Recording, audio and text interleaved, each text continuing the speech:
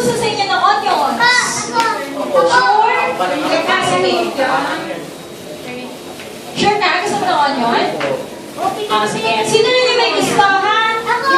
Ayaw, okay lang din.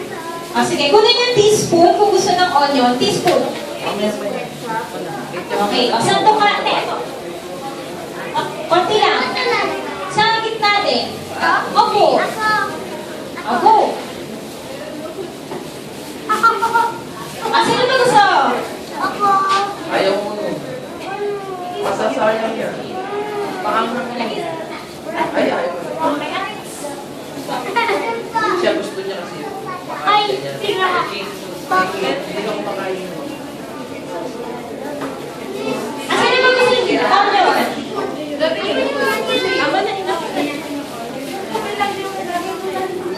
Okay, so, yung tayo ng onion, okay lang yan. Next step natin is yung pickles naman. So, kung sino naman gusto ng